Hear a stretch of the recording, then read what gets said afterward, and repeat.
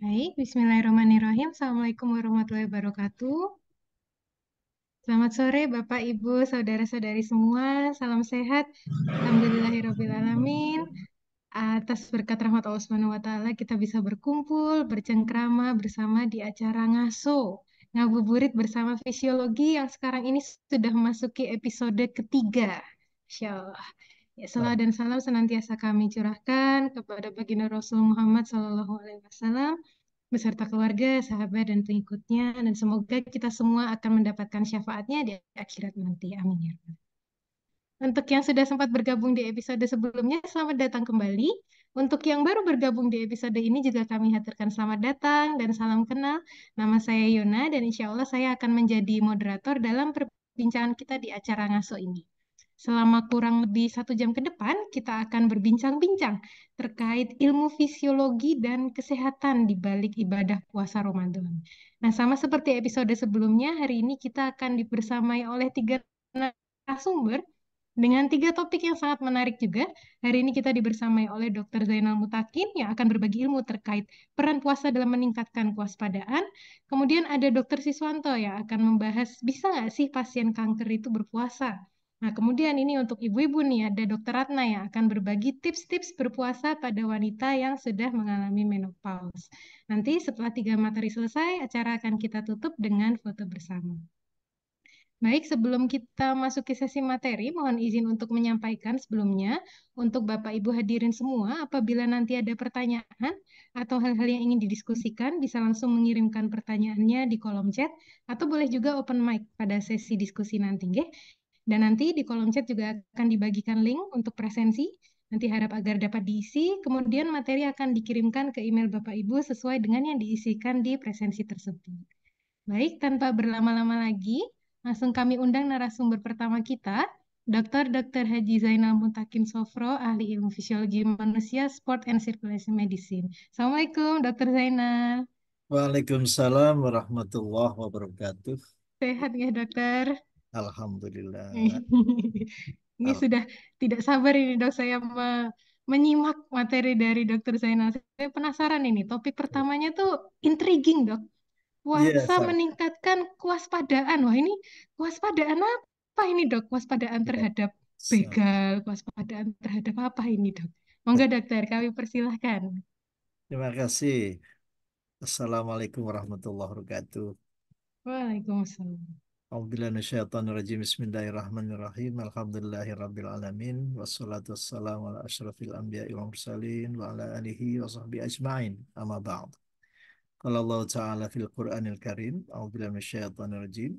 Wa fi anfusikum afala tubsirun. Jadi terima kasih Mbak Yona. Jadi untuk tema kali ini hadirin para pemirsa yang dirahmati Allah. Jadi kalau kita menggunakan istilah waspada itu sebenarnya nama lain dari stres yang diperhalus ya. Karena hakikatnya orang yang berpuasa itu tubuh mengalami stres ya. Mengapa demikian? Karena tubuh tubuh akan senantiasa mempertahankan kondisi apa yang kita namakan homeostasis atau steady state.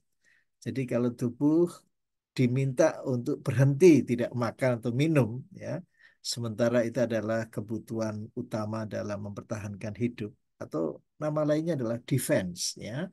Jadi unsur manusia itu sebetulnya isinya cuma dua itu. Satu social engagement system dan yang kedua adalah defense. Nah, kalau kita itu diminta berhenti makan atau minum, ya, maka tubuh ini berontak itu, ya. Sehingga yang muncul adalah apa yang kita namakan satu sistem saraf, subsistem saraf dari autonomic nervous system yang dinamakan saraf simpatis yang berperan dalam hal fight or flight, menyerang atau lari ketakutan, ya. Dan selanjutnya defense ini sebenarnya dibagi dua, ada yang bersifat mobile, ada yang bersifat immobile, ya. Mengapa orang yang berpuasa itu kan penampilannya khas ya, jadi memelas ya, ngantukan ya, lemes ya, ini sebetulnya ekspresi dari defense yang bersifat immobile. Saya kira saya minta izin Mbak Yona untuk memperlihatkan PowerPoint-nya supaya lebih jelas ya. Jadi Iya, siap dokter, ya, monggo. ada gambaran ya secara visual. Apakah sudah cukup jelas ini? Eh, sudah terlihat, tapi ini untuk slideshow-nya belum terlihat nih, Kudu. Oh, sampun, Sudah sampun. ya. Nah, ini malah Iya, sudah saniki di sampun. belakang sendiri. Oke. Jadi kita berangkat dari keteraturan alam yang sebetulnya terjadi juga di dalam tubuh manusia, ya. Sehingga kalau sampai terjadi gangguan, ini yang kita namakan dysregulation, maka tubuh tidak steady state lagi, tidak homeostasis lagi, tetapi terganggu. Nah, pertanyaan Mbak Yona tadi di awal sangat menarik ini. Istilah waspada ini sebetulnya saya sangat apresiasi terhadap yang memberikan judul ini. Karena sebetulnya makna waspada ini terkait dengan apa yang diharapkan dalam ibadah puasa. La'allakum tattaqun, ya. Orang bertakwa itu orang yang waspada, yang berhati-hati, ya. Tetapi karena kita berangkatnya dari fisiologi, ini sekali lagi membuktikan bahwa ilmu faal tidak cukup hanya ilmu faal. Ini harus dikaitkan dengan yang memberi ilmu sesungguhnya. Karena di dalam ayat-ayat pertama, Iqra itu kan, itu disebutkan alamal insana malam ya alam. Jadi saya terima kasih diberi judul yang demikian indah dan agung saya kira ya, karena kita tidak bisa ilmu sebagai ilmu tetapi kembali ke sumber pemberi ilmu ya. Jadi kalau kita belajar ilmu faal itu secara klasik itu kita hanya kenal ada rest and digest ya. Ini bidangnya dokter Ita mestinya ini ya. Apalagi ada rest tuh ngasuh. Ini kok connect ya dengan judulnya atau tema besarnya. Kemudian setelah rest and digest ketika individu bangun dari tidur itu berarti dalam kondisi fight or flight ya. Untuk itulah maka sebenarnya dengan pengetahuan ilmu faal yang terbaru, kita merasa berterima kasih.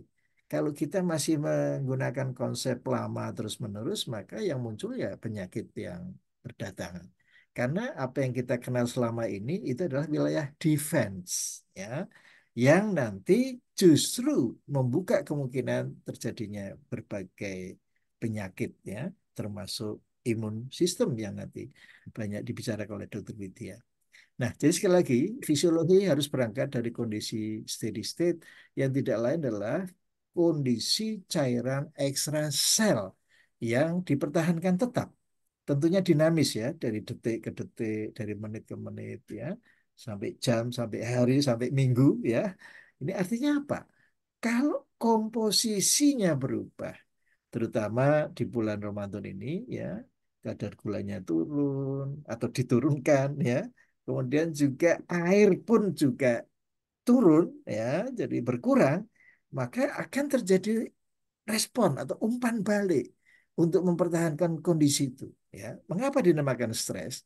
Karena kadar gula yang rendah ini pasti akan diganti dengan cadangan yang harus dipecah dan itu melalui apa serabut saraf simpatis yang berfungsi dalam hal tadi fight or flight. Oke, jadi betapa tema yang diusulkan ini sangat bagus ya. Biarkan tubuh ini dalam kondisi yang peace ya, damai ya.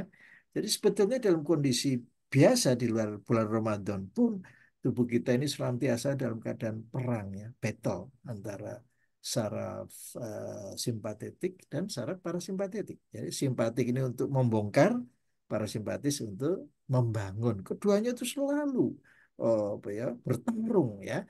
Maka sekali lagi dengan kemajuan ilmu pengetahuan dalam hal ilmu faal maka pertarungan itu bisa didamaikan lah. Nah, ini salah satu contoh ya. Jadi kondisi yang alert ya, sangat waspada ya. Ini ini sebetulnya sangat tidak bagus ya.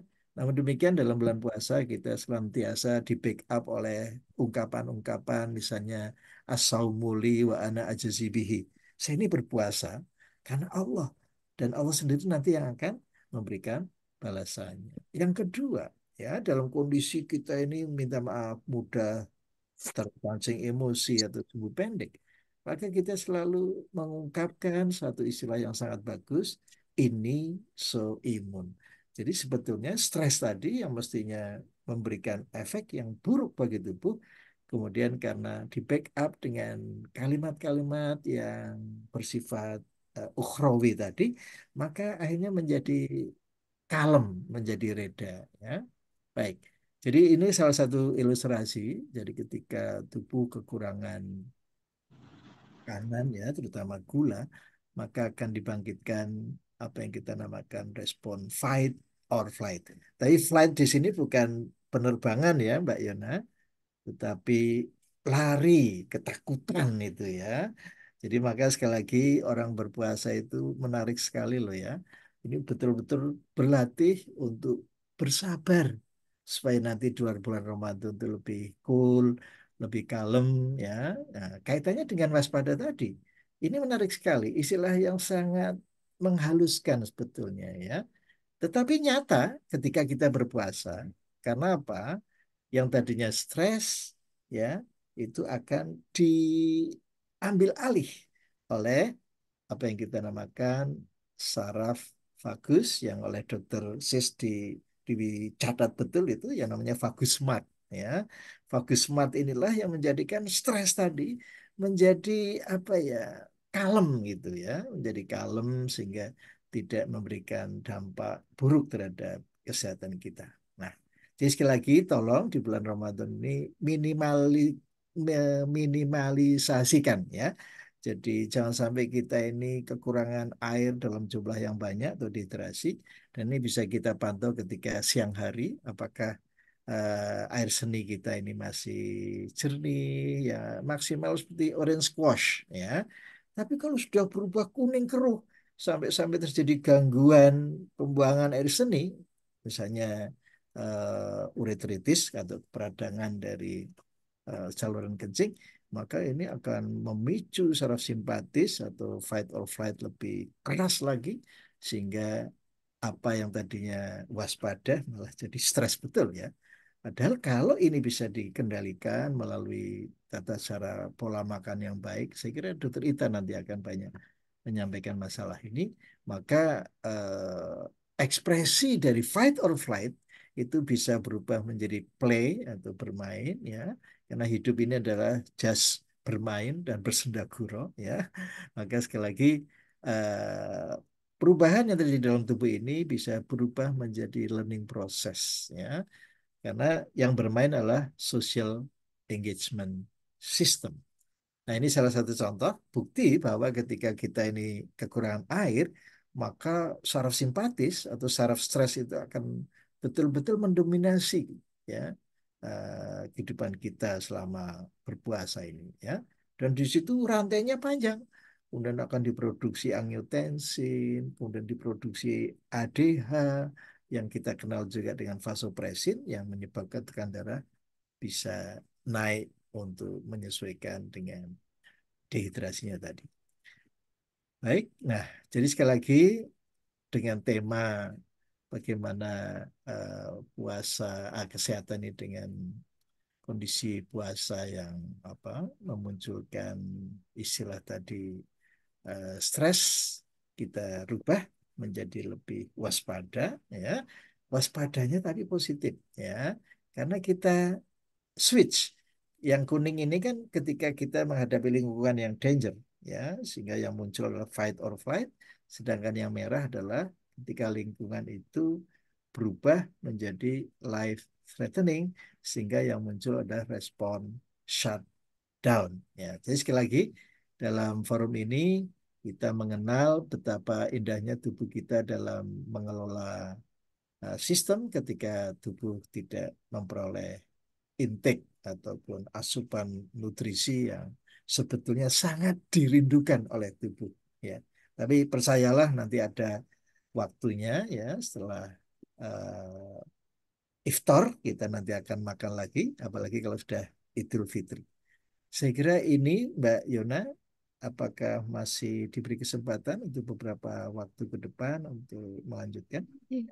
Sampun dok, masih bisa sekitar 3 menit lagi dokter. Alhamdulillah. Jadi ini sebagai kesimpulan saja, jadi Mbak Yona ya, jadi tubuh kita ini sebetulnya asalnya ya, kalau kita runut dari evolusi penciptaan makhluk Tuhan, kita ini termasuk makhluk yang ahsani takwim ya, karena dilengkapi dengan apa yang kita namakan supradiafragmatic vagus yang nanti bekerja sama dengan saraf-saraf yang keluar dari otak seperti saraf kelima, saraf ketujuh, saraf kesembilan, dan saraf ke-11, semuanya membentuk apa yang kita namakan corticobulbar pelvis untuk bersama-sama menciptakan apa yang kita namakan social engagement system, sehingga stres yang dialami ketika tubuh tidak kemasukan asupan makanan minum itu bisa diredam.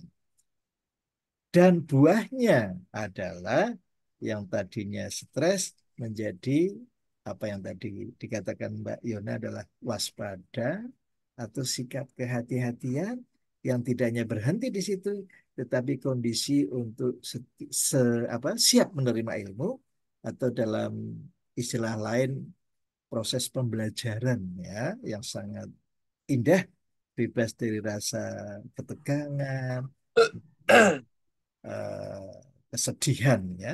Saya kira itu Mbak Yona yang bisa saya sampaikan. Nih, matur nuwun sangat Dokter Zainal atas ilmu yang telah dibagikan kepada kami semua. Berarti kalau boleh saya menyimpulkan, Dok, puasa ini berarti sebenarnya seperti latihan ya, Dok, ya, training gitu ya, untuk meningkatkan tadi defense kita terhadap stresor tadi, baik dari kadar gula darahnya yang turun atau volume Air, cairannya yang turun dan lain betul, sebagainya, betul. nggih. Dan tadi menarik sekali, Dok, analoginya disampaikan kalau tubuh kita ini bagaikan alam semesta kecil. Wah, yang Persis, saat persis. saat tadi tidak seimbang akan menimbulkan suatu gangguan, ngaten nggih, Dok. Gangguan, gangguan Sehingga kesehatan. timbullah respon kewaspadaan tadi, respon simpatis Betul, tadi, betul. mengembalikan ke kondisi homeostasis. Ngaten nggih, Dokter Zainal Iya, nggih? iya, steady state nih. Alhamdulillah. Baik, kami buka sesi tanya jawab. Monggo Bapak Ibu hadirin semuanya. Apabila ada pertanyaan dapat langsung diketikkan di kolom chat atau langsung open mic mawon. Sambil menunggu ini Dok, saya ada satu pertanyaan ini Dok. Kan Silakan. tadi disebutkan kalau social engagement ya Dok ya itu memiliki efek positif agar tadi tidak terus-terusan fight or flight tapi jadi play, jadi nggak Boleh, terus-terusan stres. jadi Berarti yang bermain. seperti ini kita ngabuburit ngobrol-ngobrol ini berarti bermanfaat ya Dok ya. Jadi Betul, tambah sehat ya Dok. betul. Karena kita ketemu orang itu bukan untuk konflik, tetapi untuk Hmm. sama-sama membangun co-regulation. Ya. Wah. Jadi sehingga minta maaf ini kalau di apa ya diasosiasikan dengan korek ya betul. Tapi ini pakai G loh ya. Korek. Ini karena bahasanya Dr. Siswanto, jadi harus betul-betul fasih. Ya. G-nya itu medok. Kalau korek kok kurang jarum ya. Korek ya, ya. Jadi Oh, regulation. co-regulation. Sebab apa? Penyakit itu muncul karena dysregulation. Hmm. Dysregulation berarti apa? Di bawah kekuasaan defense, entah itu yang mobile maupun yang immobile. Jadi orang kalau kepingin sehat, maka rajin-rajinlah bersilaturahim, ya. Dan menarik sekali loh Mbak Yona, di balik silaturahim itu diawali dengan wattaqullahal tasaaluna bihi wal arham. Takwa itu kan sikap hati-hati, waspada, ya toh. Jadi luar biasa ini, ya tema kita sore hari ini. Berarti habluminanas itu juga meningkatkan kesehatan juga ya dok ya karena Betul, co-regulation tadi. betul Mbak Yona. Maka sekali lagi jangan sampai ketika kita ketemu orang lain sampai membuang muka Hmm. atau menjap-menjep. Nah ini kan bahaya sekali. Karena apa? Respon orang itu pasti defense. Orang kok membuang muka ya? Ada apa ya dengan saya? Berarti dia membukakan pintu kita untuk defense gitu loh. Nah, mengapa takwa itu unsurnya kan alladzina yunfiquna fisarra wad-dharra wal kadhimina al-ghaidha wal afina ninas. Jadi dalam keadaan longgar sempit berinfak, kemudian orang itu menelan kemarahannya, to swallow, bukan menahan marah loh, Mbak Yona. Mhm. Menahan marah itu bahaya sekali, ya. Itu lagi-lagi defense. Kemudian memaafkan. Dan yang terakhir selalu berbuat baik, sebagaimana Allah kehendaki. Begitu, Mbak Yona. Ya, baik, terima kasih banyak Dokter Zainal. Alhamdulillah. Berarti ini acaranya bermanfaat, Dok. Luar biasa. Belum minanas, Dok. Cuma menarik ini, Mbak. Ngabuburit dengan faal kok ndak ada makanannya ya. Waduh, Berarti makanannya makanannya, berupa ilmu, Dok, berupa nah wawasan. itu yang penting. Jadi kita harus merubah mindset selama ini kan bulan Ramadan seperti wisata kuliner. Anjir, terus. Jadi ini ide yang bagus dari fisiologi ya, betapa intinya Alhamdulillah. adalah mencari ilmu itu ya. Baik. Ya, matur nuwun dokter. Ini sepertinya sudah tidak ada pertanyaan lagi, dokter. Jadi akan Alhamdulillah. kami cukupkan. Sekali lagi kami sampaikan terima kasih banyak. Oh, maaf dokter, ini ada satu pertanyaan ternyata, dok. Baru saja masuk. Dokter Zainal, bagaimana pengaturan minum saat sahur, dokter? Ya, Jika jadi sekali setelah lagi. sahur akan kencing dengan warna yang jernih, tapi siang menjadi keruh, katanya. Ya, ini bagus sekali. Jadi sebetulnya yang namanya sahur itu memang harus ya, jangan sampai kita ini tidak makan sahur ya. Jadi sekali lagi, kalau begitu keadaannya, maka berarti kita harus introspeksi. Oh, berarti sejak iftar tadi kita masih kurang air gitu loh. Jadi kalau kalau memang minumnya pas sahur itu ya air seni yang keluar pertama kali memang jernih. Tetapi kan nanti lama-lama kan, oh iya ya ternyata dari buko, dari iftar sampai sahur itu asupannya masih kurang. Ya, Hmm. Baik. Ya mungkin sudah terjawab ya, Bu Maria. Iya, kalau begitu sekali lagi terima kasih Dokter Zainal sudah berkenan ngasuh bersama dok dan berbagi Alhamdulillah. ilmu kepada kita semua di sini terkait tadi kewaspadaan. Wah, dan memang Kewaspadaan, sejatinya orang yang bertakwa adalah orang yang waspada, yang berhati-hati. hati-hati. Masya Allah. Baik, terima kasih banyak Dokter Zainal. Alhamdulillah. Oke, selanjutnya kami akan segera memasuki topik kedua. Kembali lagi kami sampaikan kepada hadirin, apabila ada pertanyaan dapat langsung diketikkan di kolom chat atau langsung open mic ya. Dan kami ingatkan pula untuk mengisi daftar hadir pada link yang sudah dibagikan di kolom chat. Kalau begitu, kita masuk ke topik kedua. Topiknya ini menarik juga. Bisa tidak ya, boleh nggak ya puasa pada pasien kanker? Ini sudah bergabung bersama kami Dr. Siswanto, spesialis paru, konsultan onkologi, ahli ilmu, FAL olahraga konsultan. Selamat sore, Dr. Siswanto. Selamat sore, Mbak Yona. Ya, dok. Ini berganti Gimana ya, dok. sehat? Sekarang pasiennya kita ber-35, dok. Oh iya, kolega Ini, ya. Nah, iya, oh iya, kolega benar, dok. teman Ini menarik, ngabuburit ini. teman ngabuburit. Ini menarik sekali topiknya dok, dan saya pun penasaran. Ini dokter Siswanto sebagai dokter konsultan onkologi pasti banyak menemui pasien-pasien kanker ya dok. Nah sebenarnya boleh nggak sih dok pasien kanker itu berpuasa? Apakah bahaya atau malah justru bermanfaat? Nah, monggo dokter kami persilahkan. Terima kasih. Bismillahirrahmanirrahim. Assalamualaikum warahmatullahi wabarakatuh. Waalaikumsalam. Alhamdulillah, alhamdulillahilladzi hadana li hada wa ma kunna linahtadiya laula an hadanallah. Sallallahu ala Muhammad wa ala alihi wa sahbihi ajma'in. Ya, teman-teman, sahabat ngabuburit, ngaso ya, yang berbahagia dan semoga di sore hari ini kita menikmati tubuh kita yang sedang bersih-bersih ya atau autofagi ya kira-kira itu ya. Jadi walaupun lapar itu kita bayangkan tubuh kita lagi bersih-bersih. Nah, topik yang menjadi kewajiban saya untuk sharing atau sama-sama berdiskusi nanti adalah tentang kaitan antara puasa dan kanker nih. Kalau boleh saya mau share screen Mbak Yona.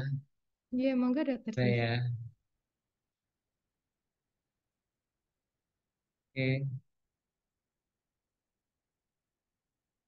Ini Bapak Ibu ya. Eh, biasanya topik-topiknya itu amankah, bisakah gitu ya untuk puasa pada pasien kanker itu ya. Nah, tapi saya ingin lebih dahulu untuk mendudukkan perkara ya. Jadi puasa Ramadan yang kita lakukan ya di bulan Ramadan ini itu kalau dalam publikasi disebut dengan Dawn to Sunset fasting ya.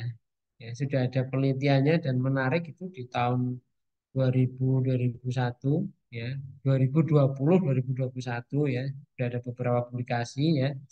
Dan kalau dilihat itu sebenarnya ini bagian dari intermittent fasting ya, atau lebih spesifiknya adalah yang time restricted eating atau time restricted feeding ya, di mana dalam 24 jam itu kita ada waktu untuk makan dan ada waktu untuk berpuasa ya. Memang kalau intermittent fasting itu banyak protokolnya kan, agak beda ya dengan puasa Ramadan ya. Kalau puasa Ramadan itu kan kita betul-betul tidak minum ya, atau bisa dikatakan dry fasting ya. Tapi kalau intermittent fasting itu di beberapa protokol itu masih boleh minum yang tidak mengandung kalori ya. Nah, kita umat muslim di seluruh dunia itu melakukan puasa. Namun ada pertanyaan sebenarnya yang harus dijawab itu. Karena nggak boleh kan sebenarnya puasa itu hanya untuk mencari sehat. Jadi motivasi utamanya yang harus kita lakukan, yang harus kita benamkan di dalam diri kita adalah bahwa motivasinya adalah untuk beribadah ya, atau ta'budiyah ya namanya ya. Kalau motivasi untuk kesehatan yaitu motivasi dunia, walaupun sebenarnya kan ada hadis ya, walaupun hadisnya itu derajatnya lemah kalau seingat saya ya. Sumu tasihu itu ya, berpuasalah kamu maka engkau akan mendapatkan apa, kesehatan itu ya. Itu hadisnya lemah, tapi para ulama itu berpendapat kalau hadis lemah dalam hal fadhail amal itu masih bisa digunakan, dan memang kalau kita lihat beberapa penelitian yang cukup banyak itu memang punya manfaatnya. Jadi itu bisa kita pakai. Nah, Bapak Ibu sekalian yang dirahmati Allah, kalau kita lihat ayat-ayat Quran terkait puasa ya, ayat Siyam itu 183 sampai 187 ya. 184 kan sudah ada itu bahwa orang yang sakit itu boleh tidak berpuasa, ya kan? Tetapi di akhir-akhir ayat itu ada kata-kata ini, wa antasumu khairul lakum in kuntum ta'lamun. Berpuasa itu lebih baik bagimu jika kamu mengetahui. Artinya apa? Mungkin Allah mengetes kita, kalau kita kira-kira mampu itu, ya berpuasa saja. Nah, gitu. Nah, mampunya seperti apa? Itulah yang kemudian harus dinilai secara individual. Jadi kalau jawaban terhadap judulnya itu bisa atau tidak, itu nanti dilihat kasus by kasus. Karena apa? Setiap diri kita, entah itu orang sehat, entah itu orang sakit, apalagi orang sakit ya, itu kadarnya beda-beda, kemampuannya beda-beda. Dan maka Allah kemudian kan di dalam surat Al-Qamar ini ya, ayat 49, nanti Bapak Ibu bisa buka ya. Inna kulla syai'in khalaqnahu biqadar. Sesungguhnya kami Allah itu menciptakan segala sesuatu itu sesuai dengan ukuran. Nah, menjadi PR kita sebenarnya para akademisi, para praktisi ya di dunia kedokteran itu untuk meneliti, untuk mencari tahu bahwa kadarnya bagaimana, gitu. Ukurannya bagaimana, kapan diperbolehkan, kapan tidak. Gitu. Ya, tapi untuk lebih detail tahu kita harus lihat dulu ya kaitan antara puasa dan kanker ya. Pertama adalah kita lihat efek dari puasa ya. Kalau ini kita lihat ya bahwa kalau di dalam penelitian hewan itu puasa itu secara mekanisme itu bisa menurunkan ini ya, meningkatkan lipolisis ya. Di lemaknya akan banyak dibakar. Nah, ini untuk orang-orang yang dia obesitas itu puasa itu biasanya akan memiliki efek yang lebih terlihat nyata untuk menurunkan berat badan, mengurangi inflamasi. Ya, inflamasi di dalam tubuh akan berkurang, meningkatkan apa survival dari neuron atau sel saraf gitu ya. Dia lebih lebih kemampuan kognisinya akan lebih bagus ya, menurunkan massa lemak, menurunkan detak jantung istirahat, menurunkan stres oksidatif, kadar LDL, kadar lemak itu turun ya, otomatis resiko penyakit kardiovaskular juga menurun. Kalau menurunkan glukosa itu udah jamak kita ketahui.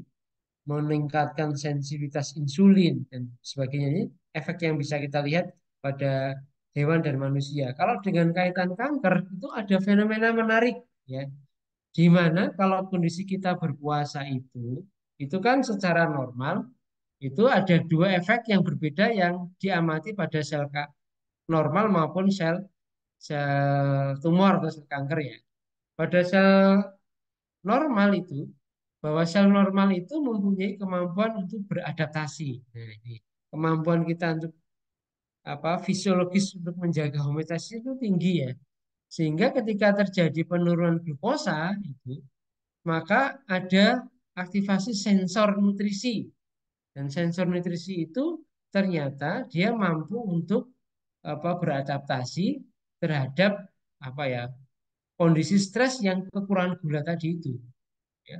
Dia bisa beradaptasi. Sedangkan pada pada sel-sel tumor itu sebaliknya, sel-sel tumor itu karena dia sel-selnya itu sudah mengalami mutasi yang berlebihan ya, dia nggak punya kemampuan beradaptasi atau tidak fleksibel ketika ada kondisi stres yang terkait puasa ini. Sehingga kalau orang yang pasien itu berpuasa itu harapannya adalah bahwa sel-sel normalnya itu dia mampu bertahan ya atau mengalami penurunan efek yang negatif ya. Kita sebut dengan kalau di dalam penelitian disebut dengan diferensial stress resistant. Jadi sel-sel yang sehat itu lebih resisten, lebih kebal terhadap efek negatifnya. Tetapi kalau sel-sel tumor itu fenomenanya kebalikan, diferensial sel sensitisasi. Jadi dia lebih sensitif ya, lebih peka terhadap perubahan itu sehingga dia malah lebih stres. Lebih mungkin dia akan mengalami situasi eh, peningkatan peningkatan kerusakan DNA dari sel-sel tumor itu. Nah, inilah yang kemudian efek efek positifnya dari puasa itu terhadap sel kanker itu ya. Nah, ini selain itu juga meningkatkan proses autofagi.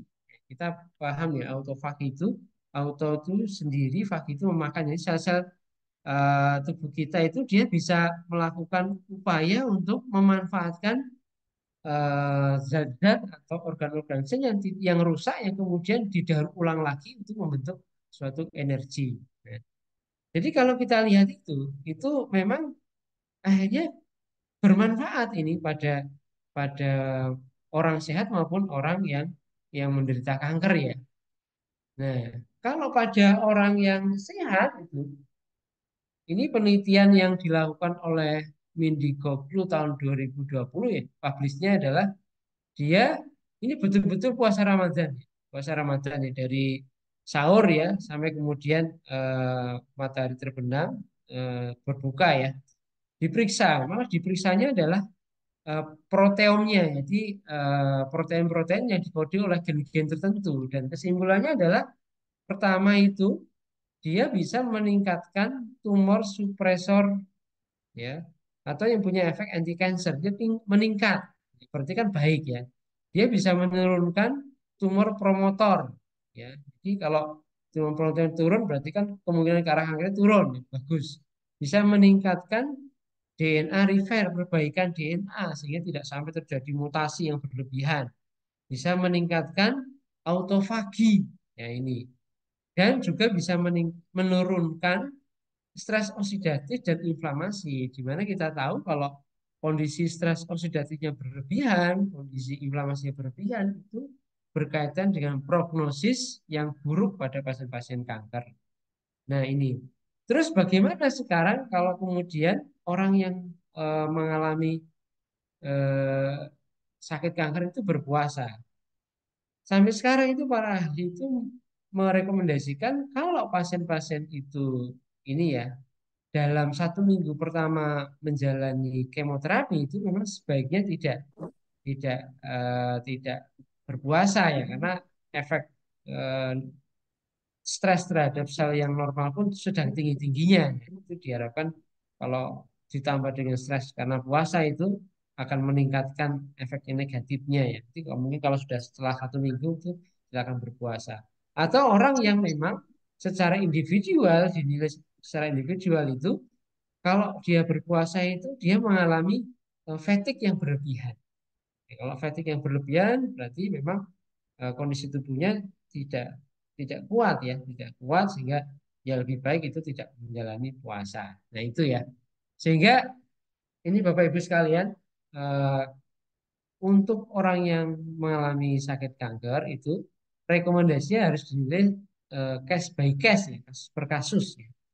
Itu Bapak Ibu sekalian. Dan ini pesan terakhir dari kami itu, ini kita puasa tinggal berapa? 12 hari lagi ya. Tinggal atau masih ya. Tergantung kondisi psikologis kita. Tinggal atau masih. Marilah kita manfaatkan dan salah satunya adalah kita memanfaatkan dengan mengoptimalkan irama sirkadian diri kita ya. Mungkin itu Mbak Yona yang bisa saya sampaikan. Mungkin nanti bisa dilanjutkan dengan sesi tanya jawab. Bo. Terima kasih. Assalamualaikum warahmatullahi wabarakatuh.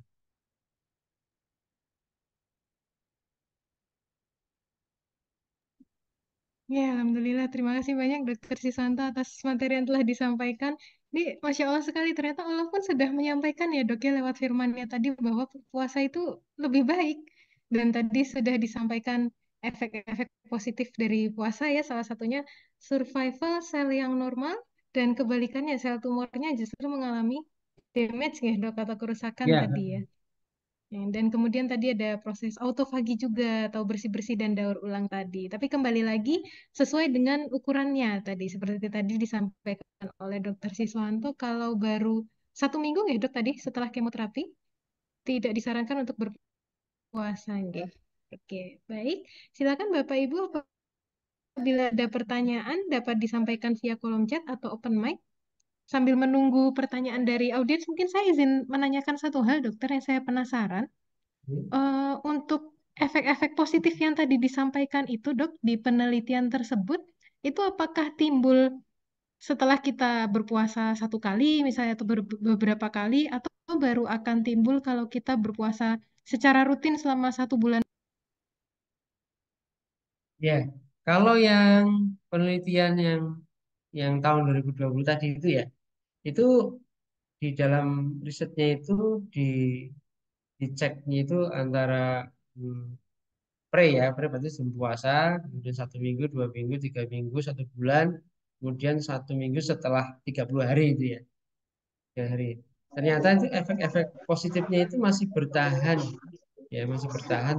Memang lebih banyak, lebih tinggi itu ketika sudah menjalani eh, di atas 2 minggu ya berarti di atas 2 minggu. 2 minggu ya. Ini kalau yang penelitian pada puasa Ramadan ya. Kalau penelitian intermittent fasting itu memang baru kelihatan efek bagusnya itu setelah di 8 minggu. 8 minggu menjalani IF itu ya. Itu kelihatan efek baiknya. Baik, terima kasih dokter. Tapi berarti ini khusus untuk puasa yang dust to down saja ya dok? Ya, kalau ada student itu udah kelihatan di penelitian itu udah kelihatan efeknya itu lebih bagus itu setelah setelah di atas 2 minggu. Hmm, apakah Kan memang efek banyak protokol ya, banyak protokol Iya, time restricted dok. feeding itu sangat banyak protokol ya. Jadi kalau ada yang kalau IF itu ada yang puasa berapa Ada 14 yang jam, ada 16/8, makannya ada yang 10, ada 12/12 ya enam dok. belas delapan dan sebagainya itu ya. Itu memang beda-beda efeknya dan tapi memang kalau dilihat itu efek baru kelihatan bagus itu kalau puasanya paling tidak di atas 10 jam ya. Berapa penelitian ini? Hmm. Heeh. Jadi, kalau kita di Indonesia itu kan puasanya sekitar 13-14 jam ya, Hmm. gitu. Dari jam kira-kira jam 4 sampai jam 6 ya. Jam setengah 5 sampai jam 6 kurang seperempat kira-kira kan sekitar 13 sampai 14 jaman ya. Ya itu ya, maksudnya memang wah bukti-buktinya sudah menandakan menyimpulkan seperti itu ya cukup menarik ya sebenarnya harus kita jalani ya. Hmm. Oke, baik. Bapak Ibu, apakah ada pertanyaan atau hal-hal lain yang ingin didiskusikan? Apabila belum ada, nanti mungkin bisa disampaikan di kolom chat. Nanti mungkin mohon berkenan Dokter Siswanto apabila ada yang menyusulkan pertanyaan untuk dapat dijawab di kolom chat. Mohon ya, Dokter. Sekali lagi, Siap, terima kasih banyak Dokter Siswanto sudah menyempatkan untuk ngaso bersama kami. Terima kasih banyak, ya, Dokter. matur nuwun, semoga bermanfaat. Amin. Ya, alhamdulillah ini semakin sore, semakin mendekati waktu berbuka, semakin banyak ilmu yang kita dapatkan ya. Ini kita masih punya satu materi lagi, materi yang tidak kalah menarik, wajib disimak untuk ibu-ibu ini, terutama bapak-bapak juga nanti sharing ke istrinya. Yang masih muda-muda sharing ke ibunya, tantenya, itu juga boleh ya. Ini sudah bergabung bersama kami Dr. Ratna Dewi Puspita, Master of Science, yang akan berbagi tips berpuasa untuk wanita yang sudah menopause. Selamat sore, Dr. Ratna.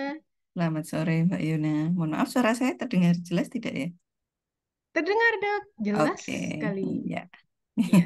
Terima kasih banyak, Dokter, sudah bergabung bersama kami. Ya, sama-sama. Saya terima kasih juga diberi kesempatan dari Departemen Fisiologi ini untuk memberikan sharing begitu ya, sharing tentang eh, tips bagi menopause, tips puasa untuk menopause gitu. Iya, Iya. Dok. Ini kalau kita bicara menopause ya, Dok, yang saya tahu tuh, pokoknya kalau menopause identiknya tuh sama badannya pegel-pegel, udah lelah. Iya. Terus ditambah biasanya kan ada lebih lebih banyak berkeringat ya, Dok ya, hot flashes gitu ya, Dok. Iya, hot Pipis flashes. Iya, dan pipisnya lebih betul. sering. Ini Iya. ini pokoknya ya saya amati di ibu saya pokoknya, Dok. Nah, Nanti itu bisa share ya ke ibu ya iya berarti ya. dok, kan kalau seperti itu ditambah puasa begitu kan jadi tambah lemas ya dok. Nah ini bagaimana ini dok tipsnya Iya. agar tetap bisa Iya. maksimal menjalankan ibadah puasanya? Ah, monggo dokter. Iya, oke, terima kasih Mbak Yuna. Baik, Bismillahirrahmanirrahim. Assalamualaikum warahmatullahi wabarakatuh. Selamat sore Bapak dan Ibu semuanya. Semoga semuanya dalam keadaan sehat ya. Oke, izin share screen ya.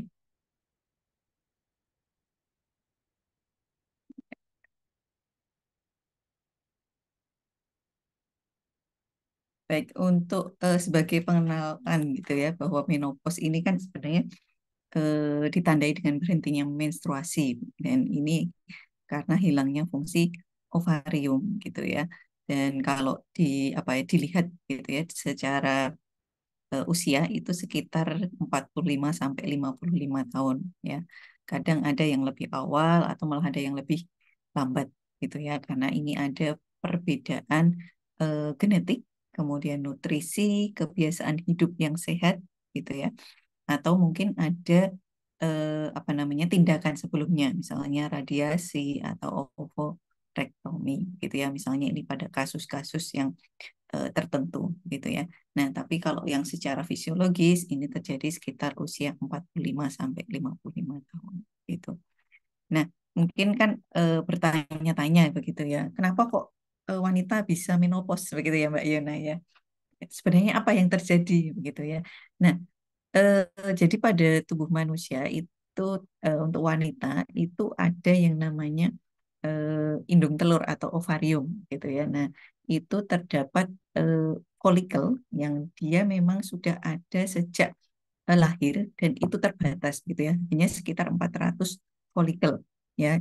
Pada usia sekitar 45 tahun itu sudah lebih sedikit karena kan tiap bulan folikel ini akan mengalami maturasi, pematangan dan nanti akan bisa terjadi ovulasi. Nah, sehingga nanti folikel ini akan semakin berkurang dengan seiring usia. Nah, kemudian karena folikelnya berkurang, maka produksi estrogen dari ovarium yang dari folikel tersebut itu juga akan menurun karena folikel itu mengandung sel-sel yang namanya sel granulosa dan sel TK. Nah, kalau folikelnya tidak ada atau sedikit, ya otomatis estrogennya juga akan menurun gitu. Nah, jadi menopause ini ditandai dengan turunnya estrogen. Ya, kemudian, nah untuk kita sebut bahwa memang sudah menopause itu kalau menstruasinya itu berhenti selama minimal 12 bulan gitu. Kemudian ini juga tidak hanya berhenti siklus menstruasinya saja, begitu yang disampaikan oleh Mbak Yona tadi, ternyata ada gejala yang lain yang timbul karena ada berhentinya siklus menstruasi atau turunnya estrogen tersebut. Nah, misalnya di sini bisa dari kondisi fisik tadi ya, yang mudah lelah gitu ya, kemudian kondisi psikologisnya juga ada begitu ya. Kemudian hasrat seksual jelas ya karena ini nanti terkait dengan hormon-hormon reproduksi gitu ya, dan nanti akan menurunkan kesuburan. Nah, kalau secara teori begitu ya Mbak Yona, nah itu ada ini ya stagingnya gitu ya untuk uh, menopause ini ya. Nah, tapi tidak saya bahas secara detail ya, hanya saja di sini bahwa mendekati menopause itu sudah ada penurunan estrogen, kemudian FSH dan itu akan naik begitu ya. Jadi sudah terlihat di sana bahwa kenaikan FSH. Karena apa? Estrogen itu memberikan feedback negatif ke FSH ya. Kadang nanti kalau sebelum itu ditandai dengan menstruasinya yang mulai tidak teratur gitu. Mungkin Mbak Yuna yang sudah pernah mengamati dari ibunya gitu ya. Nah, itu awal-awal menstruasinya tidak teratur gitu ya. Kadang apa hari menstruasinya yang biasanya teratur misalnya sekitar 7-8 hari nanti ada perbedaan lama menstruasinya. Nah, itu juga bisa ya. Nah, dengan adanya apa namanya kenaikan FSH, kemudian penurunan estrogen, ini ada gejala-gejala. Nah, gejala-gejala ini apa saja? Nah, ini kita bisa lihat tadi yang disampaikan bahwa sudah mulai ada hot flashes, kemudian jadi mulai gampang berkeringat gitu ya, karena adaptasi terhadap perubahan suhu itu berkurang gitu ya, sehingga gampang mengalami merasa panas gitu ya. Kemudian juga brain fog atau seperti apa namanya berkabut gitu ya, jadi sering tiba-tiba lupa begitu ya, atau tiba-tiba samar-samar gitu ya. Ini tadi mau ngapain begitu ya. Nah, seperti itu. Jadi sulit konsentrasi. Nah, kadang disertai dengan pusing gitu ya, migrain tanpa sebab yang jelas ya. Nah, kemudian juga bisa disertai dengan masalah di gusi, mulut ya, kemudian indera perasa yang berkurang gitu ya. Kadang juga lelah yang tidak jelas alasannya. Tadi sampaikan nggak apa-apa, nggak ada apa namanya, tidak melakukan aktivitas yang berat tetapi merasa lelah gitu ya, sehingga apa namanya kalau pun dicek secara laboratorium pun hasilnya itu normal gitu. Kemudian mudah untuk terjadi peningkatan berat badan ya. Kemudian ada gejala pencernaannya juga seperti susah buang air besar, dan tadi yang disampaikan Mbak Yuna di sini juga ya, sulit menahan keinginan untuk berkemih itu tadi ya Mbak ya. Jadi sering ingin buang air kecil ya. Kemudian juga vagina akan lebih kering. Nah, ada gejala lain ya, walaupun mungkin nanti tidak semua gejala ini dalam dialami gitu ya. Tetapi ini gejala yang sering terjadi. Jadi bukan berarti harus semua itu mengalami ya. Oke. Kemudian ini gejala lain juga yang bisa dirasakan oleh yang menopause, yaitu mulai ada apa kulit yang kering gitu ya, sehingga gatal-gatal. Kemudian osteoporosis atau pengeroposan tulang, nyeri-nyeri sendi gitu ya, terutama lutut gitu ya. Oke, kemudian mudah tersinggung atau nanti mood swing gitu ya, rambut rontok sampai kecemasan berlebihan yang ini tidak disadari oleh penderita. Nah, karena ada gejala-gejala ternyata yang sangat banyak ini ya. Nah, itu memang kita bisa cegah gitu ya agar tidak gejalanya tidak terlalu banyak itu dengan menerapkan gaya hidup yang sehat sejak awal atau sejak dini gitu. Nah, ini gambaran tentang kadar hormon estrogen dan FSH pada wanita yang menopause, bahwa terjadi penurunan estrogen di ini ya, di yang atas ini, grafik atas, kemudian di bawah ini yang kenaikan FSH. Nah, untuk tips ya, untuk tips pada menopause karena dengan adanya gejala-gejala yang sangat bervariasi ini, memang kita tipsnya adalah dari intake makanan, kemudian juga olahraga. Nah, ini mungkin dari puasa ini ya, puasa ini kan kita bagaimana gitu ya memenuhi intake, mungkin itu yang nanti sering dipertanyakan gitu ya, karena kan eh, pada menopause itu ada anjuran untuk intake cairan yang cukup ya, sehingga tidak apa namanya hot flushesnya itu tidak akan terlalu dominan gitu ya. Nah ini kita harus pintar mengatur dengan dipenuhi dari sahur dan buka ya. Jadi tadi disampaikan oleh Dokter Zain ya bahwa minumnya itu bukan sekali waktu kemudian apa namanya dalam jumlah banyak ya, karena nanti kalau dalam sekali waktu nanti akan langsung dikeluarkan gitu ya. Jadi awak ketika habis minum ya pasti akan jernih gitu ya. Jadi ketika di saat kita bisa berbuka gitu ya, dari buka sampai sahur, kita asupan cairannya itu kita cukupi gitu ya. Kalau dari literatur itu ada yang menyebutkan sekitar 30 cc per kilogram berat badan per hari gitu ya. Atau kalau hitungan gelas ya mungkin sekitar 10 sampai 12 gelas gitu. Nah, jadi pengaturan ini yang harus kita apa namanya? eh, siasati begitu ya pengaturan minumnya. Jadi kalau misalnya kita pada saat tarweh gitu kan, apalagi tarweh di saat kondisi yang panas begitu ya, kondisi sekarang ini kan cuaca juga panas begitu. Nah itu kita sebaiknya apa? Sangu minum begitu ya Mbak Yuna ya. Jadi biar juga tercukupi. Jadi di antara sholat itu kita bisa juga meminumnya gitu. Jangan pas sholat loh ya. Tapi ketika jeda sholat gitu ya. Ya, itu kita bisa mencukupi intake cairannya. Kemudian juga intake proteinnya ya, ini yang ada disarankan itu yang tinggi protein.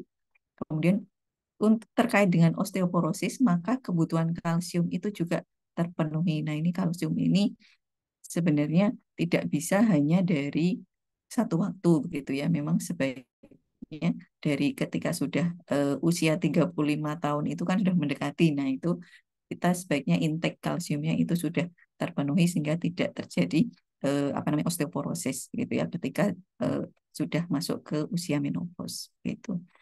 Nah, untuk kebutuhan kalsium sendiri ini disarankan 1.200 mg per hari ya, mungkin nanti bisa dari susu gitu ya, kemudian bisa suplemen kalsium ya, dan makanan-makanan yang tinggi kalsium. Kemudian asupan zat besi. Nah, ini tentu saja dari sayuran ya. Itu bisa ini ya, bisa juga kemudian dari daging ya, itu ya sekitar 8 mg per hari ya asupan zat besinya.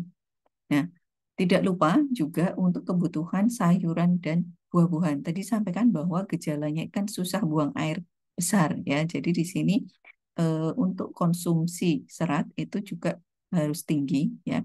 Kalau dari literatur itu dari jurnal nutrien itu disampaikan bahwa harus yang variasi begitu ya. Jadi warnanya, jadi kebutuhan sayuran buah itu berwarna-warni sehingga kandungan mikronutriennya itu nanti akan terpenuhi ya. Selain dari serat itu sendiri, karena mikronutrien ini juga nanti akan berpengaruh pada metabolisme tubuh secara keseluruhan gitu ya. Jadi, nah kalau di literatur tersebut disebutkan sekitar 500 gram gitu ya. Tetapi memang lebih banyak porsi untuk sayur ya. Untuk buahnya lebih lebih sedikit. Jadi kalau nggak salah 3:2 ya, 3 sayur, 2 buah ya. Oke, kemudian untuk asupan kafein itu juga harus dikurangi karena salah satu gejala juga sulit untuk tidur ya, tidurnya tidak nyenyak gitu ya, sehingga asupan kafein ini harus dikurangi. Nah, apalagi pada saat eh, puasa seperti ini ya, nanti ketika kita kurang tidur maka apa namanya kemarin disampaikan oleh dokter Jejer juga ya di ngaso sebelumnya ya. Jadi kita harus pintar-pintar apa namanya mengatur waktu untuk istirahat itu. Nah, kalau kita eh, ada asupan kafein malah nanti malam tidak tidur, nah nanti siangnya malah yang kita full ngantuk gitu ya, nanti eman-eman gitu ya.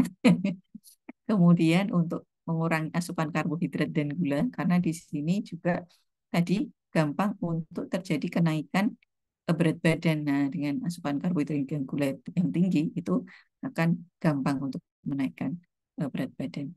Ya, kemudian ini juga dari penelitian disebutkan bahwa konsumsi untuk apa ya, makanan yang berasal dari susu itu juga bagus ya, karena itu mencukupi kebutuhan kalsium, potasium, magnesium, vitamin D dan K yang ini juga mencegah osteoporosis, memperbaiki kualitas tidur. Terutama disebutkan adalah yang banyak mengandung asam amino triptofan ya.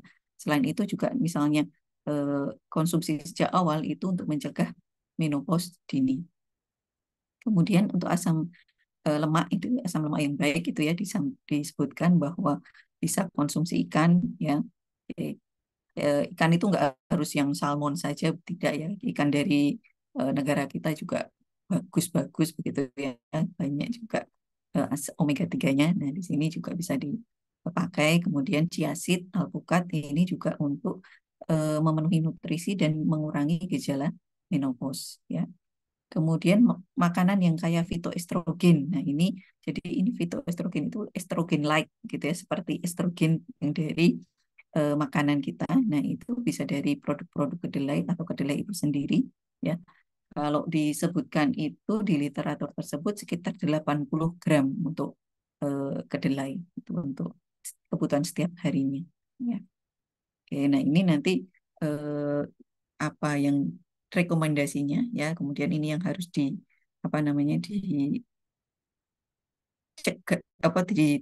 gitu ya, tidak dilakukan gitu ya. Oke. Jadi jangan yang konsumsi gula, smoking gitu ya. Nah, itu juga akan memperbaiki gejala dari menopause ya. Kemudian tips olahraga bagi wanita menopause ini juga ya, tadi disampaikan oleh dokter Sis juga bahwa olahraga untuk pada puasa ini kan diusahakan mendekati ketika berbuka begitu ya, tadi dari irama sirkadian tadi ya. Nah, di sini untuk wanita menopause bisa dari yang low impact ya, jadi tidak membebani persendian. Ya bisa pilates, yoga, jalan kaki, berenang gitu ya. Dan untuk latihan beban itu harus disesuaikan dengan kemampuan masing-masing. Nah, jadi bukan berarti kemudian nanti untuk wanita menopause tidak boleh olahraga, boleh ya, tetapi harus disesuaikan. Kalau memang sudah ada osteoporosis atau memang kadar kalsiumnya gitu ya, itu sudah sangat rendah ya, jangan ambil olahraga-olahraga yang dia beban gitu ya, nanti akan membebani dari tulang gitu. Nah, manfaat olahraga sendiri ini nanti akan menaikkan fungsi kardiovaskuler, kemudian membantu defisit kalori, kemudian akan meningkatkan massa dari tulang, dan nanti bisa dilakukan ini dengan olahraga berjalan atau berlari. Berlari pun ini harus disesuaikan dengan kemampuan. Jadi kalau dari olahraga itu kan kita menghitung denyut nadi maksimal gitu ya. Nanti mungkin dokter Zain bisa menambahkan ya. Jadi kalau kita mulai dari yang rendah dulu sekitar 50% dari nadi maksimal gitu ya. Nah, itu apalagi kalau misalnya belum pernah olahraga sebelumnya. Nah, ini yang disarankan secara bertahap gitu ya. Oke. Kemudian menurunkan risiko LBP, menurunkan stres dan memperbaiki mood yang tadi dari menopause itu kan banyak ini ya muncul gitu ya, dan menurunkan homeostasis ya. Oke, nah dari jurnal nutrition dan ini ya yang tahun 2021 disebutkan bahwa ternyata puasa sendiri itu juga ada manfaat. Jadi selain tips tadi, dilakukan saat puasa, kita juga harus tahu bahwa ternyata puasa sendiri juga ada manfaatnya gitu ya. Jadi ada restriksi kalori, ini akan meningkatkan LH sehingga memperbaiki proses ovulasi. Jika dilakukan sejak awal, maka akan memperbaiki proses ovulasi ketika sebelum menopause sampai nanti tidak akan terjadi menopause dini gitu ya. Kemudian penurunan berat badan yang ini juga akan memperbaiki siklus menstruasi, ovulasi, dan mengurangi risiko kardiovaskular dan DM ya, tadi disampaikan oleh dokter Sis juga. Kemudian mengurangi faktor risiko penyakit metabolik yang ini juga nanti akan bisa berefek pada menopause, karena menopause itu kan di usia-usia yang sudah lanjut dan risiko untuk terjadi penyakit degenerasi ya itu akan tinggi ya, sehingga puasa sendiri itu ternyata juga akan memperbaiki metabolisme ya. Mungkin itu dari saya sharing untuk sore ini. Terima kasih. Saya kembalikan kepada Mbak Yona. Ya, alhamdulillah, terima kasih banyak Dokter Ratna atas tips-tips yang telah disampaikan. Tadi ini slide-nya langsung saya screenshot, Dok. Langsung saya kirimkan ke ibu saya. Aduh. Berarti kuncinya di intake nutrisi dan cairan ya, Dok ya? Pada Iya, saat betul. sahur dan saat buka, asal Bisa jangan pas buka. sholat. Iya. Nanti sholatnya batal. Masuk juga tadi Nanti disampaikan, batal sholatnya ya. iya dok. Tadi juga disampaikan variasi nutrisinya ya dok ya, jenis makronutriennya Iya. dan juga olahraga. Dan ternyata puasa sendiri pun ada manfaatnya untuk wanita menopause nih dok. Iya. Baik, kami buka Betul. sesi tanya jawab. Monggo Bapak Ibu hadirin semuanya. Apabila ada pertanyaan dapat langsung diketikkan di kolom chat atau langsung open mic. Ini sambil menunggu saya ada pertanyaan ini dok. Dari Ya, yang saya silakan pelajari Dokter ini Yana. Iya. mohon mohon dikoreksi apabila salah gitu. Iya, iya. Yang saya pelajari itu estrogen itu kan dia dapat meningkatkan sinyal kenyang dok yang dimediasi hormon kolesistokinin. Sehingga di bayangan saya kalau estrogennya rendah itu sinyal kenyangnya turun. Jadi rasanya mau makan Mau terus. makan terus. Nah, nanti ujung-ujungnya nggak jadi restriksi kalori, nggak jadi penurunan berat badan, malah jadi kegemukan ini dok. Nah ini mungkin saya nyuwun tipsnya dok agar saat buka terutama itu makannya tidak ngawur, tidak jor-joran gitu. Langkah Iya. apa yang sekiranya bisa diambil atau malah nggak apa-apa saat buka memenuhi nafsu makannya yang penting setelahnya berolahraga gitu. Pripun dong? Iya. Saya mencari Iya. justifikasi nih Mas. Baik, jadi begini ya, kalau terkait dengan apa namanya tadi ya nafsu makannya yang memang nanti akan terjadi peningkatan. Nah, itu sebenarnya kita bisa tadi ya mulai dari apa namanya asupan dan apa pemilihan asupannya gitu ya. Jadi kalau kita milih yang tinggi serat gitu ya, itu kan rasa kenyangnya akan lebih lama begitu ya, Mbak Yuna ya. Nah, di situ juga akan eh, mengurangi asupan kalori di sini. Nah, jangan yang awal itu apa namanya? Tadi kan diminta buahnya warna-warni gitu ya. Jadinya kemudian es buah begitu ya dengan sirup yang warna merah. Nah, gitu. Ya sama aja nanti kalorinya tinggi gitu ya. Nanti nggak jadi defisit kalori malah jadi surplus gitu ya. Nah, itu jadi pemilihan di sini. Jadi makan itu boleh, bukan terus kemudian nggak makan gitu ya. Tapi tadi asupan nutrisinya atur begitu ya sehingga nanti pemenuhan zat gizinya yang itu mendukung ke menopause itu terpenuhi tadi ya kan bisa tempe tadi ya ya kan ya, harus nah, kemudian ikan-ikan nah itu yang lebih cenderung di apa namanya disarankan begitu nah itu bisa seperti itu atau mungkin kalau misalnya mau ngemil gitu ya misalnya habis tarawih kok lah ini ya buka sudah gorengan kemudian ini kan kalau orang orang Jawa katanya buka itu belum afdol kalau belum gorengan gitu ya nah Anget ya dan gorengan gorengan dok. nanti nah itu snacknya diganti di buah begitu ya jadi nanti eh, biar pemenuhan apa gizinya itu terpenuhi kemudian juga tidak surplus kalorinya gitu ya nanti juga pengaturan tetap di olahraga tadi ya ya gitu Mbak Yuna. Oke. Ya, Ini terima ada kasih banyak pertanyaan dokter. sepertinya di chat Mbak Yuna. Oke. Oh, sebentar, saya buka. Oh, baik, dokter. Ini pertanyaan, apakah gejala-gejala menopause akan menetap, dokter, atau berkurang seiring dengan berjalannya waktu? Ya, monggo, dokter. Iya.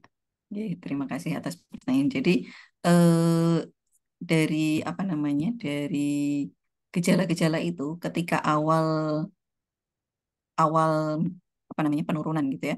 Nah itu kan sudah ada beberapa simptom gitu ya, beberapa gejala gitu ya. Nah kadang gitu ya, kadang itu apa namanya itu bisa sampai sekitar 2 tahun gitu ya untuk gejala-gejalanya itu ya. Terus ada juga yang menyebutkan bahwa nanti ada apa namanya yang juga tetap menetap begitu ya, menetap terutama di atrofi dari urogenital ya. Jadi itu yang jelas nanti itu akan sampai apa namanya seumur hidup begitu ya. Itu masih ada gejala-gejala di sana.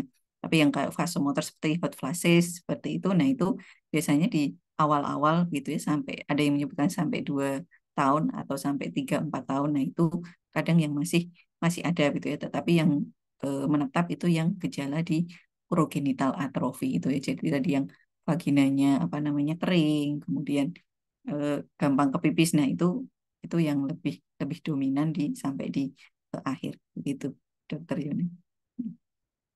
Terima kasih, Dokter Ratna. Sepertinya insya Allah sudah terjawab ya. Matur nuwun. Oh, ini ada yang raise hand, Dok, dari Bu Mariam Basalamah. Monggo, bila Oke, ingin monggo. open mic. Iya, terima kasih Bu Dokter. Pertanyaan saya sudah menopause ya, usia saya 53. Pertanyaan saya ini selama bulan puasa itu pengaturan pola tidur dokter yang saya agak nggak bisa tertib gitu. Sehabis subuh itu rasanya nggak bisa kalau nggak tidur. Soalnya saya harus siangnya itu harus beraktivitas. Siang siang hari itu saya tidak bisa tidur siang. Nah ini gimana? Apa memang betul-betul tidak boleh habis subuh itu tidur atau gimana? Dokter? Terima kasih. Ye, ye, terima kasih Bu Maria. Mungkin nanti Dokter Jin bisa menambahkan ya kalau terkait dengan kemarin disampaikan di materi Dokter Jejer juga ya Mbak Yuna ya. Jadi memang ada apa namanya selama puasa itu sebenarnya yang penting itu kualitas dari tidurnya begitu ya. Mungkin kuantitas itu bisa sekitar 6 jam gitu ya kemarin disampaikan. Nah, kemudian yang penting ini kualitasnya di sini makanya kenapa ketika malam itu diusahakan sudah tidak eh, itu ya meredupkan cahaya gitu ya sehingga melatoninnya itu diproduksinya itu optimal begitu ya sehingga nanti tidurnya lebih nyenyak gitu. Nah, itu eh, mulai apa namanya diatur, kemudian juga penggunaan gadget atau gawai gitu ya. Gawai itu kan sinar biru itu apa mempengaruhi ya ternyata ya. Jadi sebenarnya kalau kita memang ingin tidur lebih awal sehingga nanti kualitas tidurnya itu juga bagus. Nah, itu mendekati waktu tidur paling tidak itu kita sudah off untuk megang gadget gitu. Nah, itu bisa di apa siasati di sana. Nah, kalau memang terpaksanya, ya ini kalau dari segi apa ya, apa namanya, memang ngantuk banget begitu ya, ketika habis subuh ya. Kalau ini ya sebenarnya gimana Dokter Zin? Kalau memang ngantuk ya boleh, tapi kalau dari segi apa namanya agama itu kan ada yang apa sebaiknya setelah subuh tidak tidur begitu. Nah, itu pripun Dokter Zin? Mungkin bisa menambahkan Dokter. Jadi sebetulnya apa yang disampaikan Bu Ratna sudah betul. Cuma bagaimana kita ini menyikapi fenomena gangguan tidur ini menarik untuk kita mentadaburi ayat kursi ya. Bahwasanya tidak kenal lelah kantuk hanya Allah. Allahu la ilaha illa huwal hayyul qayyum. Ya. Jadi ini menarik sekali justru dengan kondisi semacam ini ibu harus bersyukur. Saya kok mendapat tantangan untuk progres keimanan kita terhadap Yang Maha mengatur alam ini menjadi lebih kuat. Karena tadi masalah tidur memang betul ya. Tuhan menciptakan malam untuk tidur, siang untuk bangun.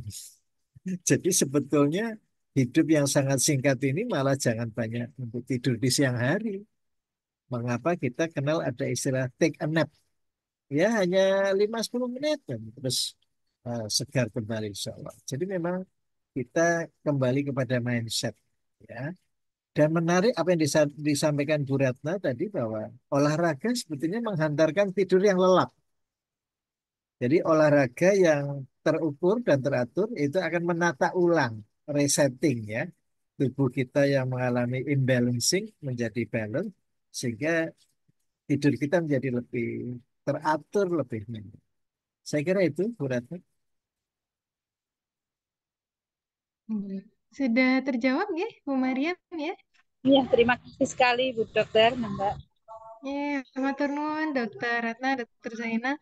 Baik, karena keterbatasan waktu, sesi diskusi mohon izin kami akhiri dulu, guys. Sekali lagi terima kasih banyak kepada Dokter Ratna yang sudah berkenan ngasuh dan berbagi ilmu bersama kita semua. Alhamdulillahirrahmanirrahim, kita sudah tiba di penghujung acara. Sebelum kami tutup, kami ingatkan kembali bagi Bapak Ibu semua untuk dapat mengisi daftar hadir yang dibagikan di kolom chat dan materi hari ini akan dibagikan ke email. Dan jangan lupa insya Allah pekan depan akan diadakan ngaso lagi episode 4 yang juga menjadi episode terakhir di bulan Ramadan ini insya Allah.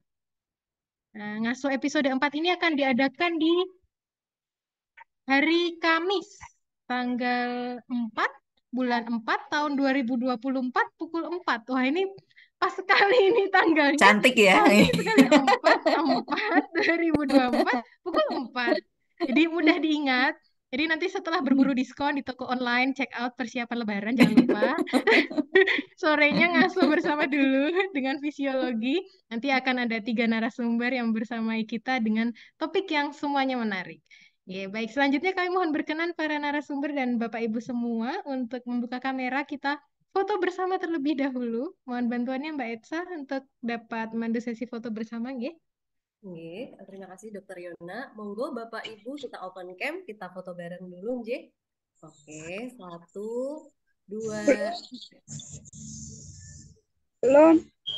Oh ya, monggo Bu Oh, belum. Mariam. Oke, monggo Bu Mariam ditunggu, nggih. Yuk, Bentar, nggih. kok angel ini. Sinyalnya agak. Oke, nggih. Baik, kita siap-siap nggih foto bersama. 1, 2, 3. Nggih, terima kasih banyak Bapak Ibu. Ya, alhamdulillahirrahmanirrahim. Terima kasih sekali Bapak, Ibu hadirin dan narasumber sekalian. Semoga acara ngabuburit sekaligus majelis ilmu kita ini dapat bermanfaat bagi kita semua. Mari kita tutup dengan doa kafaratul majelis. Subhanakallahumma bihamdika asyhadu an la ilaha illa anta. Sekali lagi kami ucapkan terima kasih. Mohon maaf atas segala kekurangan. Sampai berjumpa di episode ngaso berikutnya. Kami tutup. Wassalamualaikum warahmatullahi wabarakatuh.